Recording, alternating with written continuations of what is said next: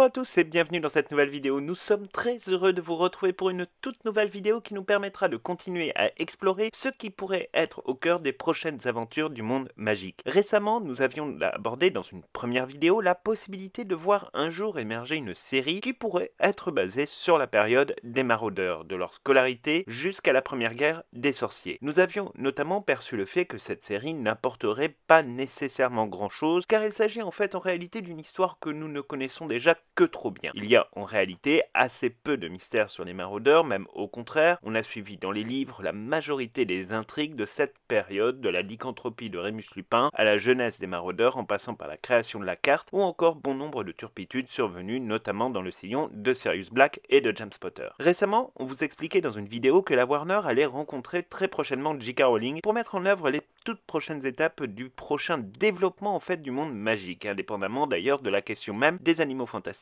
dont les contrats sont déjà établis depuis belle lurette. L'hypothèse donc de l'arrivée d'une série basée sur les événements survenus dans le monde magique devient de plus en plus crédible et pourrait donc voir le jour dans les prochaines années et peut-être même un petit peu plus vite que prévu si les astres s'alignent correctement. Aujourd'hui, nous avons fait le choix d'aborder une autre idée de série que vous nous avez évidemment très largement soumise, qui serait celle concernant l'histoire des fondateurs de Poudlard. Depuis des années, il est vrai que c'est un sujet qui revient de manière très régulière dans les conversations et les discussions des fans depuis des années. De base, très sincèrement, l'idée paraît être tout à fait séduisante. Il est vrai que la création de Poudlard demeure une période absolument fascinante et sur laquelle finalement nous ne savons que bien peu de choses. Étrangement, la création par exemple d'Ilvermorny, l'école d'Amérique du Nord, a à ce stade presque été plus documentée par J.K. Rowling que la création même de Poudlard, et c'est pour cela d'ailleurs qu'il y a une attente certaine de la part des fans du monde magique. L'histoire de Poudlard, c'est pourtant un peu le filigrane que nous suivons tout au long des aventures de Harry Potter. On en entend parler à toutes les sauces, que ce soit à travers l'histoire elle-même, à travers des références bibliographiques, et on sait qu'elles sont nombreuses d'Hermione Granger, et évidemment aussi au travers de certains personnages emblématiques qui fournissent parfois certains éléments effectivement de cette intrigue. Seulement, des mystères perdurent tout de même autour de la question même de la fondation de cette école de magie devenue l'une des plus célèbres au monde. Poudlard fascine, et Poudlard fait rêver des milliards de lecteurs et de spectateurs à travers la planète, et pourtant on demeure toujours dans un certain flou. On sait que ce qui a amené les 4 fondateurs de Poudlard à se réunir est la nécessité d'instruire des générations entières de sorciers et de sorcières désireuses de maîtriser des dons qui jusqu'à présent pouvaient leur échapper. Cette information nous est fournie par le Choixpeau magique d'ailleurs, qui rappelle à l'envi les principes clés qui ont mené à l'édification même de cette école. Poudlard est un château que l'on sait être millénaire, fondé par 4 des plus puissants sorciers de cette époque qui maîtrisaient tous des formes de magie très particulières, très anciennes mais surtout très puissantes. Cette dimension est importante d'ailleurs car leur personnalité et leur empreinte marqueront pour des siècles entiers les coutumes de cette école ainsi que leurs maisons respectives. Les valeurs transmises par chaque fondateur sont différentes les unes des autres, même si quelque part elles se rejoignent véritablement sur l'essentiel, mais les différents, on le sait, ont eu finalement quand même des impacts très importants, et ceci dès la création même de l'école entre les fondateurs. Alors, si toutefois les voix de la Warner Bros et de J.K. Rowling réussissaient à s'accorder sur la question d'une série qui pourrait éventuellement porter sur cette partie de l'histoire du monde magique, le moins que l'on puisse dire c'est que ce ne sont pas les intrigues là pour le coup qui manqueraient. Évidemment, quand on regarde un petit peu l'idée d'une série sur les maraudeurs, on se dit très rapidement finalement qu'on aura assez vite fait le tour et que on n'a pas finalement beaucoup d'histoires à développer. Alors que, très sincèrement, si on passe rapidement en vue les différentes intrigues avant de les développer, ça pourrait donner grosso modo sur une série sur les fondateurs, on pourrait parler effectivement de la rencontre entre les fondateurs, de la nécessité de développer l'histoire de chacun d'entre eux, ce qui nous ramène de facto à un moment ou à un autre à la logique des Horcruxes, on pourrait parler de la construction du château, on pourrait parler des premières discordances entre les fondateurs, des premiers élèves de Poudlard, et ensuite pourquoi pas de l'édification de la chambre des secrets, de la transmission de Poudlard au fur et à mesure des siècles. Enfin, autant vous dire que concrètement, il y a véritablement du boulot sur la planche, et si J.K. Rowling a les idées et a l'envie, là pour le coup, le moins que l'on puisse dire, c'est qu'on a vraiment des intrigues qui sont pour le coup absolument passionnantes. Le premier point, qui concerne la rencontre entre les fondateurs, demeure pour le moment en fait un véritable mystère. Alors on pourrait être tenté d'imaginer, pourquoi pas, un quelconque lien finalement avec l'histoire de la Grande-Bretagne, où au fur et à mesure des siècles, des jeux d'alliances politiques se sont forgés au fur et à mesure des péripéties d'une nation naissante pour déboucher donc sur des nouveaux territoires avec une nouvelle identité. Il ne semblerait pas totalement illusoire que J.K. Rowling ait tenté d'adapter ce modèle-là aux fondateurs qui jouissaient chacun de leur côté probablement d'une certaine forme de notoriété et régnaient probablement sur une petite communauté du monde magique, tout du moins on peut l'imaginer. Cela aurait quand même une certaine part de cohérence historique avec le monde des Moldus. D'ailleurs, si on prend le temps d'y réfléchir, c'est vrai que quand on voit finalement les fondateurs, on peut aussi se dire qu'ils représentent aussi certaines caractéristiques finalement de la Grande-Bretagne. On a évidemment Gryffondor qui a un aspect assez royal, assez finalement très londonien, très anglais quelque part. On voit effectivement Serpentard qui ressemble finalement à la rudesse qui peut être celle des Irlandais ou celle pourquoi pas des Gallois. On a Serre d'Aigle qui elle correspond plus à l'esprit finalement écossais et Poufsouffle effectivement qui peut elle aussi correspondre à une certaine douceur de vivre, pourquoi pas au Pays de Galles. Enfin, on sent véritablement qu'il y a 4 formes d'identité qui composent évidemment le Royaume-Uni et ces 4 formes d'identité différentes, finalement quelque part à cette époque-là auraient pu déboucher effectivement sur la fondation de Poudlard. Ça ne semblerait pas totalement illogique que dans la tête de J.K. Rowling ça se soit passé comme ça. La rencontre entre les fondateurs n'a pas été datée officiellement et donc on ne connaît pas véritablement les équilibres intrinsèques finalement à cette fine équipe de sorciers, au pouvoir et aux personnalités qui sont pour le coup très affirmées. Tout juste sait-on que le caractère qui était celui de Gryffondor mais aussi celui de Salazar Serpentard avait tendance à faire des étincelles dans l'équipe, mais nous ne disposons clairement pas d'autres indications à ce stade sur la manière dont ils se sont rencontrés et pourquoi ça a matché à un moment donné de l'histoire du monde magique pour créer cette école. Mais évidemment, avant d'aborder la question de cette rencontre, il y a à notre sens une nécessaire obligation presque de creuser au mieux les biographies et donc les histoires de chacun de nos fondateurs. En réalité, on s'aperçoit que les choses sont peut-être un petit peu plus compliquées que cela. En effet, là aussi l'histoire des fondateurs est pour le moins très parcellaire. On ne sait généralement qu'assez peu de choses sur ce que J.K. Rowling a pensé comme histoire personnelle, même si elle a pris le soin quand même pour les besoins du récit de donner finalement une petite partie de l'histoire à chaque fondateur, notamment pour expliquer par exemple la puissance des objets magiques qui serviront près de 1000 années plus tard à Tom Jedusor pour fabriquer ses précieux Horcruxes ou à Harry Potter pour les détruire. Ainsi, on découvre par exemple l'histoire de Godric Gryffondor et notamment de son épée fabriquée par les gobelins et que ces derniers n'ont eu de cesse de réclamer au fil des siècles comme un élément appartenant pleinement à leur patrimoine, disons-le, immémorial. En réalité, on sait que les choses sont un petit peu plus compliquées au sujet de cette épée. Il est vrai que l'épée de Godric Gryffondor renferme des pouvoirs assez prodigieux et qui sont issus en grande partie de la magie très particulière qui est celle des gobelins. Mais cette épée est aussi dotée quelque part de la personnalité même de Gryffondor qui semble en avoir imprégné totalement la lame. En effet, on connaît tous et toutes le fonctionnement de l'épée de Gryffondor que l'on découvre dans Harry Potter et la Chambre des Secrets. Le fait est qu'au fil des siècles, on s'aperçoit bien entendu de la puissance de cet objet magique. De Gryffondor, on apprendra aussi qu'il a laissé d'ailleurs une seconde relique à l'intérieur même du château. Il s'agit évidemment du Choixpeau magique, mais qui cette fois-ci a bénéficié des enchantements des 3 autres fondateurs et pas seulement de Godric Gryffondor lui-même, ce qui là aussi quand même pose entre guillemets quelques questions. Sur la personnalité même et sur l'histoire en fait de ce fondateur de Poudlard, on ne sait pas non plus véritablement grand-chose, ça n'a pas véritablement été documenté, tout juste sait-on finalement qu'il a quand même une dimension assez royale comme on vous le disait. On peut imaginer effectivement qu'il a un caractère très anglais, d'ailleurs n'oublions pas que Gryffondor a pour symbole un lion et que le lion est le symbole même de la royauté britannique. Donc quelque part il y a quelque chose qui se passe autour de ça ou autour de ce personnage, mais on ne connaît pas véritablement son caractère, on sait juste que c'était un sorcier extrêmement puissant, on ne sait même pas au final s'il a eu de descendance et là pour le coup c'est vrai que ça pose une véritable question et c'était d'ailleurs une question qui était au centre finalement des rumeurs quand on attendait l'apparition des différents livres Harry Potter où tout le monde se demandait si à un moment donné l'héritage de Godric Gryffondor allait faire surface d'une manière ou d'une autre ou s'il y avait éventuellement effectivement un héritier des Gryffondor, ce qui était le cas pour Serpentard, mais ce qui n'était pas le cas dans le roman, en tout cas pour Gryffondor, en tout cas pas de manière totalement établie. Concernant Salazar Serpentard, là aussi on ignore finalement beaucoup de choses sur sa vie avant la fondation de Poudlard. Son histoire demeure pour le coup très mystérieuse et même très intrigante. On sait que Serpentard a toujours eu une forme d'indépendance d'esprit et a probablement eu un passé relativement trouble et pour le coup assez inquiétant. Il y a d'ailleurs une question que nous nous sommes toujours posée au sujet de Serpentard sans jamais véritablement la formuler dans nos raisonnements, et cette question c'est grosso modo de savoir ce qui sépare véritablement et sincèrement Salazar Serpentard d'un mage noir. En effet, l'inclinaison qui est celle de Salazar Serpentard semble quand même bien curieuse. Il possède déjà un don, celui de parler aux serpents, on sait qu'il est doté de pouvoirs pour le moins impressionnants, qu'il sera capable même au nez et à la barbe des autres fondateurs de créer une chambre secrète absolument gigantesque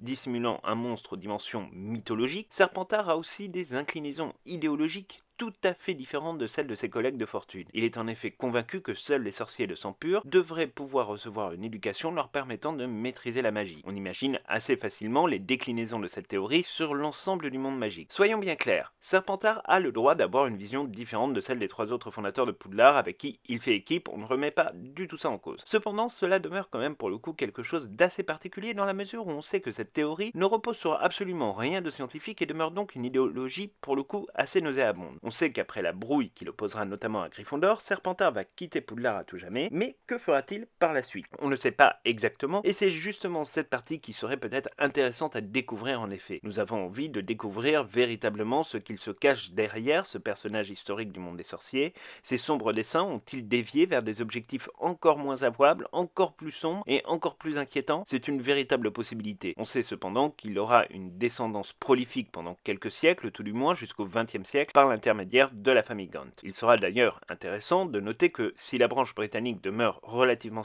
stable jusqu'à la naissance de Tom Jedusor puis de Delphine Jedusor, la branche irlandaise qui était à l'origine même d'Ilvermorny s'éteindra afin de ne pas causer plus de dégâts que ce qui n'avait déjà été fait par le passé. En réalité, la vie de Salazar Serpentard mériterait en tant que telle une série à elle toute seule, tant la noirceur de ce personnage et ses complexités mériteraient d'être quand même sacrément bien développées. On sait qu'il laissera derrière lui 2 reliques, à l'instar de Godric Gryffondor, d'abord son médaillon qui traversera les siècles, puis sa baguette magique confiée à la branche irlandaise qui sera elle aussi à l'origine même du symbole d'Ilvermorny. Rappelons d'ailleurs que la baguette de Salazar Serpentard était capable de s'activer ou de se désactiver à l'aide du fourche-langue. Bref, vous l'aurez compris, sur ce personnage nous avons vraiment énormément d'attentes et beaucoup plus de questions que de réponses sur un personnage qui demeure pour le coup emblématique et très déterminante dans l'histoire de Harry Potter. Pour ce qui concerne Helga Poufsouffle, il y a cependant un petit peu moins de suspense sur l'histoire de son personnage, même si en réalité, c'est probablement la fondatrice sur laquelle nous connaissons le moins d'éléments, en dehors de quelques informations glanées au travers de la seule relique qu'elle a su laisser à travers le temps. En effet, les seuls éléments véritablement stables et connus que nous avons sur Helga Poufsouffle sont liés à sa coupe. On sait que son rôle dans la construction de Poudlard, dans l'édification de cette école, était surtout un rôle logistique, un rôle quelque part très cantonné à la question de l'approvisionnement, de la nourriture et aussi à la mise en œuvre de tout ce qui permet en fait à l'école de tourner. On croit d'ailleurs savoir que c'est à cette époque que les elfes de maison ont commencé à être attachés à Poudlard. On ne sait pas tellement plus de choses que ça sur la personnalité qui pouvait être celle d'Helga Poufsouffle, ni d'ailleurs sur le fait qu'elle aurait pu laisser une autre relique à l'instar de ses 2 collègues masculins. On croit savoir qu'Helga Poufsouffle aura une descendance mais sans nettement plus de précision, ni d'histoire véritablement attenante à ce stade du développement du monde magique proposé par J.K. Rowling. Enfin, pour la dernière fondatrice, et non des moindres pour le coup, elle est aussi absolument fascinante à étudier. La personnalité qui est celle de Rowena Serdagle nous semble même très intrigante. Dans les représentations fournies par J.K. Rowling, on distingue chez Rowena Serdagle une certaine forme de noblesse, pour ne pas dire carrément de royauté, même si ce terme n'est pas applicable encore une fois au monde des sorciers. On sait qu'il s'agissait d'une sorcière pour le moins extrêmement intelligente, dotée de capacités intellectuelles très rares, et dont l'apport à la fondation de Poudlard devait se concentrer probablement sur la ligne pédagogique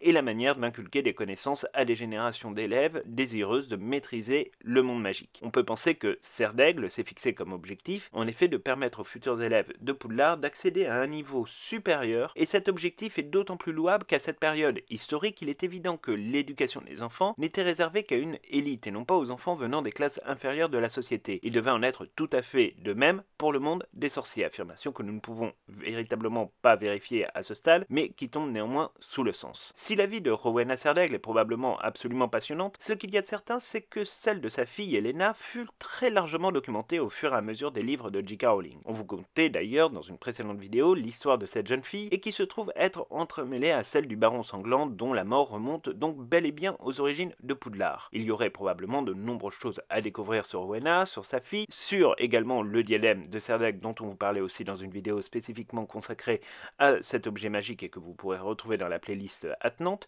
mais aussi sur toutes les personnes en fait au final qui gravitent autour des fondateurs. Il serait véritablement pertinent de savoir de quoi il s'agit, de qui il s'agit. Sont-ils des serviteurs, sont-ils des alliés, ou y a-t-il aussi parmi eux, pourquoi pas, quelques ennemis? Après tout, comment imaginer que Salazar Serpentard ait pu construire tout seul, sans aucune aide extérieure, la chambre des secrets et y abriter le monstre qu'est le basilic? Il y a véritablement pour le coup des zones d'ombre assez importantes sur les fondateurs, sur leur vie, sur la manière dont ils ont construit finalement ce qui constitue leur leur personnalité, ça reste pour le coup vraiment un champ d'action absolument passionnant et que nous avons véritablement envie de découvrir, soit par l'écrit, soit par l'intermédiaire, pourquoi pas, effectivement, d'une série télévisée. Alors, évidemment, la construction du château demeure aussi une des principales sources d'intérêt, car il s'agit finalement ni plus ni moins que de la création d'une école magique située au cœur des Highlands d'Écosse dans un domaine extrêmement vaste. À quel moment se dit-on qu'il serait une bonne idée de développer une école aussi grande que celle que nous connaissons? Les fondateurs ont-ils vu grand dès la construction du château, en dotant ce dernier d'une forme à peu près similaire à celle que nous connaissons dans Harry Potter, ou sommes-nous plutôt sur une dimension relativement semblable au développement de sa lointaine cousine qu'est Ilvermorny, qui a connu différents stades de développement allant de la simple masure à un château gigantesque. Tout est possible, en l'occurrence cependant, le fait qu'il s'agisse de 4 fondateurs et non d'une seule jeune femme pourrait nous laisser à penser qu'en réalité,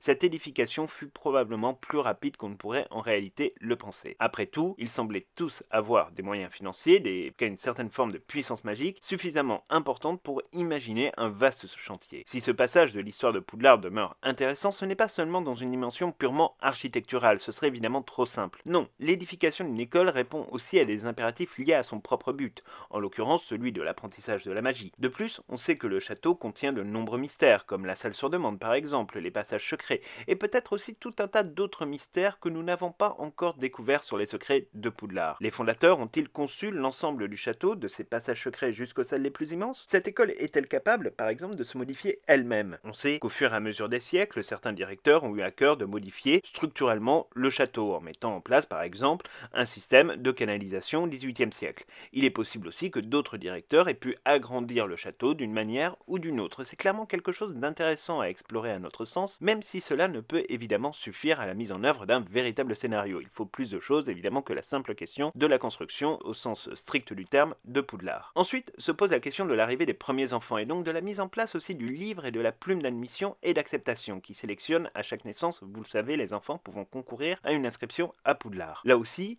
on serait curieux de connaître les sortilèges et les enchantements qui peuvent se cacher derrière une magie si impressionnante. On imagine d'ailleurs que c'est à ce moment-là, effectivement, qu'arrive la question de la sélection des élèves, que la première dispute va éclater entre Serpentard et les 3 autres fondateurs.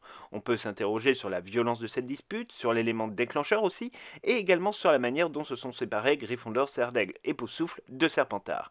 Il y a là aussi un enjeu important, savoir si cette rupture fut brutale ou fut, entre guillemets, assez lente, ou est-ce qu'elle fut violente, ou est-ce qu'elle fut plus ou moins pacifique. C'est difficile de se faire véritablement une idée de cette question, mais elle représente quand même un intérêt fort afin de bien comprendre la psychologie de chacun des 4 fondateurs. Beaucoup imaginent un duel mémorable entre Gryffondor et Serpentard, excluant ainsi d'ailleurs les 2 autres fondatrices. Pour notre part, cette explication semble un brin facile d'un point de vue du narratif, mais c'est à voir quand même. Pour ce qui est l'arrivée des premiers élèves, là aussi il y aura un intérêt, d'autant plus que l'on sait qu'on pourrait croiser, pourquoi pas, des ancêtres de familles déjà bien connus, comme c'est le cas pour les Malfoy ou pour les Black, dont les origines et la présence en Grande-Bretagne remontent sensiblement à la même période que la fondation de Poudlard.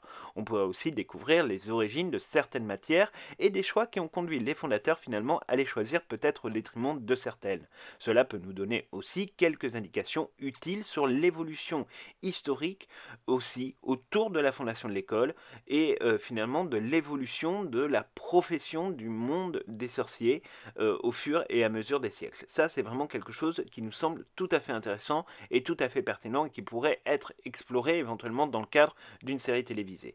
Bref, vous l'aurez compris, sur ce sujet de série télé, on a véritablement un très gros coup de cœur, en tout cas vraiment nettement plus pour ce projet de série que pour celui qui serait centré pourquoi pas sur les maraudeurs, qui risquerait franchement de manquer d'originalité par rapport à ce que nous avions déjà vu avec Harry Potter.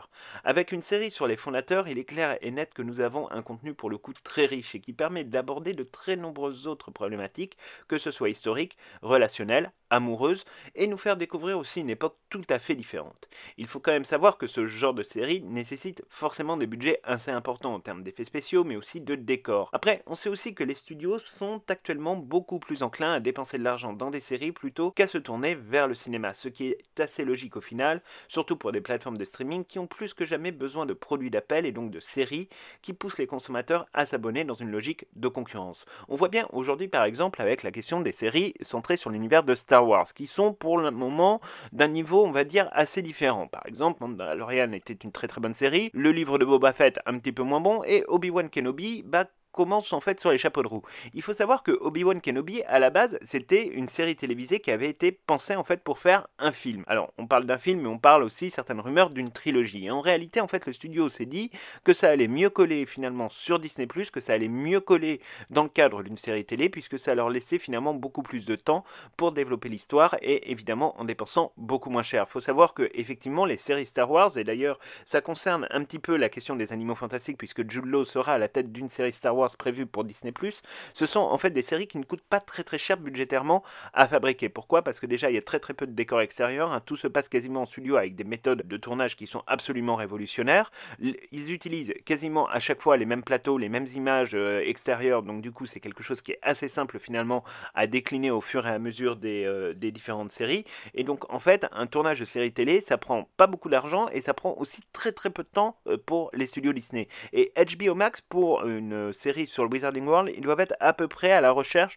de ce même genre, on va dire, de possibilités. En plus, eux, ils ont une chance, c'est qu'ils ont déjà les studios avec, déjà, s'ils voulaient faire quelque chose centré sur Poudlard, ils ont déjà les décors, ils ont déjà tout ça, donc finalement, il n'y a pas énormément de travail à faire, et on va dire que le financement n'est pas non plus complètement démentiel à mettre en œuvre sur une série télévisée qui, en plus, va être un produit d'appel absolument merveilleux quand HBO Max va commencer à se développer à l'international et va commencer finalement à arriver dans tous les pays qui consomment ces plateformes de streaming avec beaucoup d'intérêt. Mais c'est vrai qu'aujourd'hui une série télévisée c'est quelque chose qui coûte moins cher, qui est beaucoup plus rentable et qui surtout va générer de l'abonnement, et ça évidemment HBO Max l'a bien compris, comme son concurrent Disney+, ou comme Netflix, même si cette dernière plateforme est évidemment en perte de vitesse du fait justement à la fois de l'accroissement de la concurrence, mais du fait aussi que, mis à part quelques séries qu'il leur reste et qu'ils sont en train en plus d'arrêter, comme ce sera le cas pour Stranger Things qui n'aura plus qu'une seule saison à son actif, on sait évidemment que ça va devenir un peu compliqué pour eux, sans produit d'appel,